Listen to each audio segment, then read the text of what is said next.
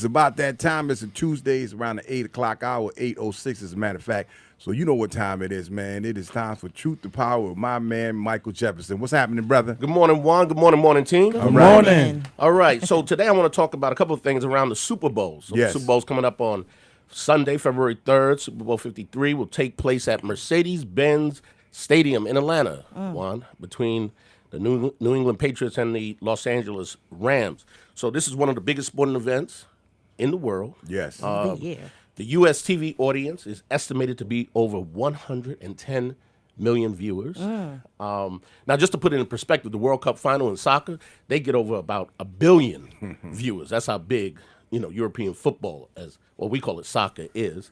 A 30-second television ad for the Super Bowl is going for slightly more than $5 million. 30 seconds. And it's still time to buy some ads now for the second for the second half. We gonna be on there.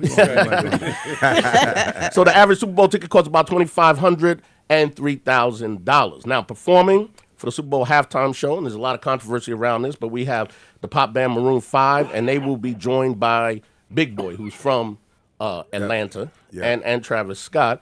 And as many people know, Rihanna turned down the offer in support of Colin Kaepernick, who has essentially been banned from playing in the NFL for protesting police brutality by kneeling during the national anthem before a game. So big ups to Rihanna. Yes. So now the new controversy, you have legendary soul singer and Atlanta native Gladys Knight will perform the Star Spangled Banner. And let me just tell you what Gladys said.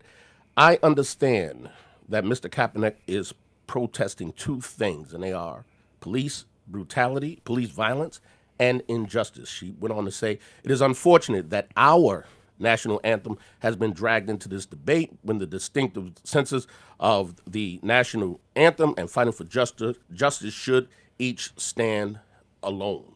And she said, I'm here on today and on Sunday to give the anthem back its voice. Now, here is what Gladys doesn't understand and doesn't get one about the Star Spangled Banner. It's not our national anthem.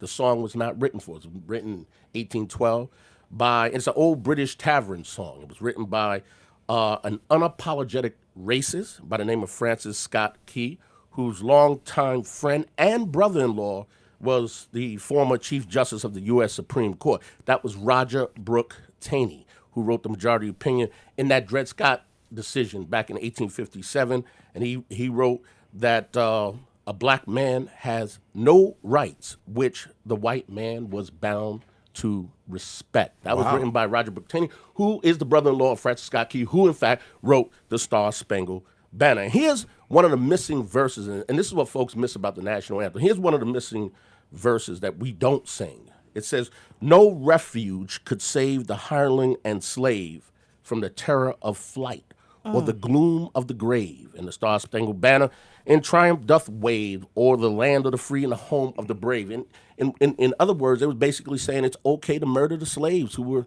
in flight at the time of the British invasion of Washington, D.C. and Baltimore back during the War of 1812. You understand? So that's what Gladys missed. And here's what I want to say. If you're going to sell out, basically that's what you're going to do. If you're going to coon, then go ahead and coon. Just don't try to justify it with that kind of nonsense. Exactly. You understand what I'm saying? Just Right. if that's what you want to do, and we got a lot of folks who want to pick up those 30 pieces of silver. I'm not mad at you. The bills don't pay themselves. That's right. Keep it to yourself and keep it moving. Exactly. Black folks, though, have to stop allowing this kind of nonsense to go on in our community.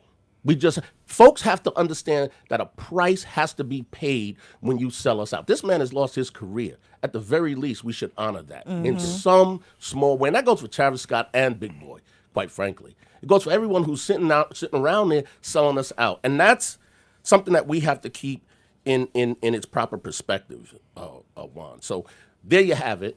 And by the way, I just want to make one announcement that I will be speaking tomorrow at Sacred Heart That's right. University, presentation called Rooting for Tarzan, myself and my dear friend Bob Pellegrino, talking about the socializations of blacks and whites in American society. That's deep, brother. Fairfield, Yeah. Fairfield, Sacred Heart. That's Yes. great, man. So make sure you get on out there, check out my man Michael Jefferson. Truth to Power. There it Brother, is. you did it again, man. Yes, you All right. did. Yeah, educating us. That's what it's all I'm about. trying to Yes, do it, sir. man. There you go. We'll see you next week, brother. You got it, good bro. All right. So let's continue to do our thing with Fantasia.